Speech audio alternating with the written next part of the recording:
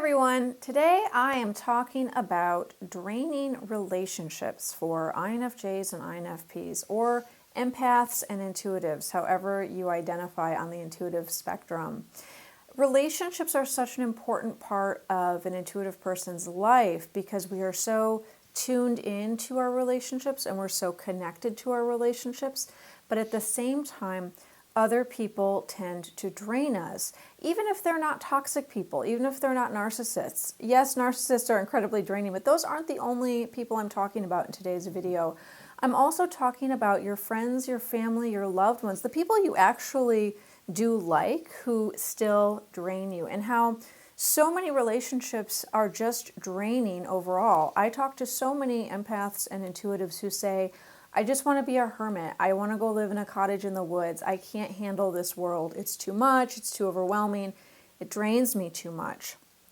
So I am launching a video course in just a few days. It's called AWAKEN, and it's designed to deal with these problems that empaths and intuitives go through on such a regular basis. I released a video a couple days ago on it, and I just want to say thank you so much, first of all, to everybody who emailed me or messaged me about that video. I heard from a lot of you who said, this is me. I'm an empath, I'm an intuitive, I'm an INFJ or an INFP, and I'm just not in a very good place in life because I'm always feeling tired and drained, or I'm always feeling burned out, or I'm always feeling disillusioned with the world, or like I don't fit in.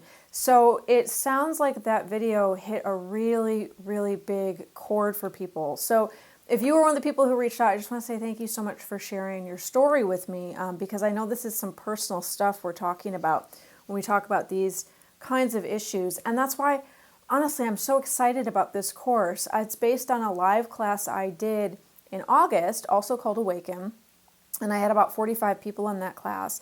And I saw people have the biggest breakthroughs around relationships and boundaries and self-esteem and the connection with their own bodies and their own intuition, and it was really, really cool. So I'm really excited to put all that information into a video course and have even more people experience the breakthroughs.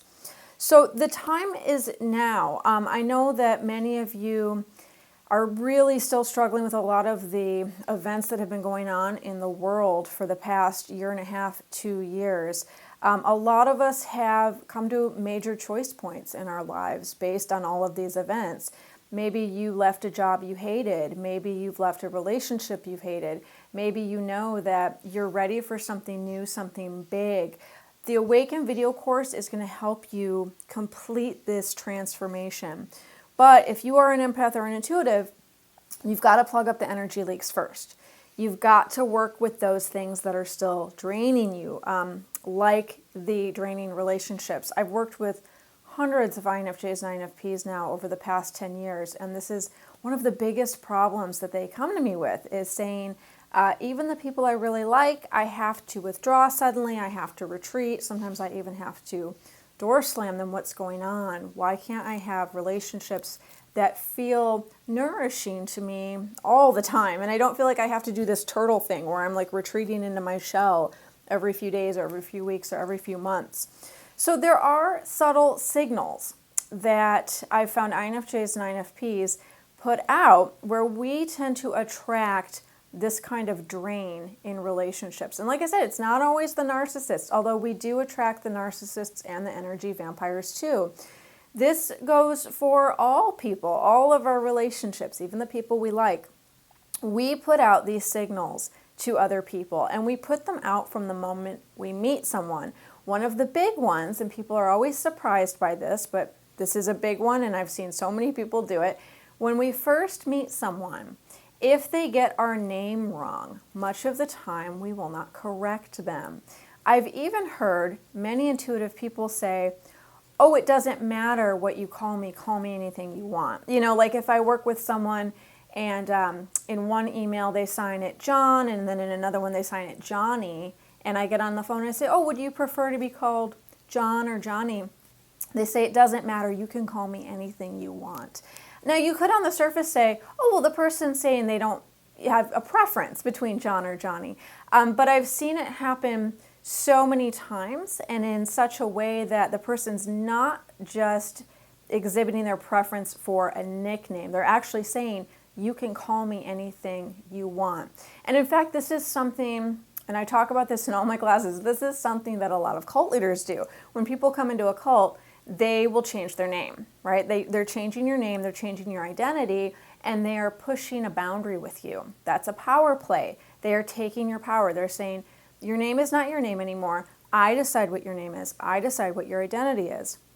A lot of intuitive people, because of the way we were raised, a lot of us did have narcissistic family dynamics in the past, because we are so used to not being seen and not being heard, and staying invisible feels safe to us, we will go along with that quite easily. So when we're first introduced, and this happened to me for years, I would be introduced to somebody and I would say, oh, hi, I'm Lauren. And they would say, oh, hi, nice to meet you, Laura. And I wouldn't correct them because I felt awkward or I felt weird, or I was like, it's not really a big deal. Like, they can call me Laura. It wasn't until many years later that I realized, by not correcting them, by not slowing down and saying, I'm so sorry, my name's actually Lauren. And you can see even there, I apologize, but I'm so sorry, my name is Lauren, not Laura. I was giving my power away. Another subtle way we do this is when we let other people make choices for us.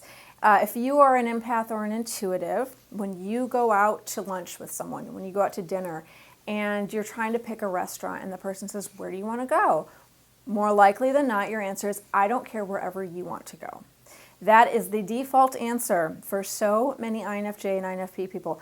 I don't care, whatever you want. Now, that's fine. Sometimes we really don't care. And if you really don't care, that's okay. But a lot of the time we do have a preference. A lot of the time we do care, and we say we don't when we do. So when we put out these subtle signals to other people, especially in the beginning of relationships, in the very beginning, there are all of these little tests. There are all of these little trials and experiments that we go through with other human beings.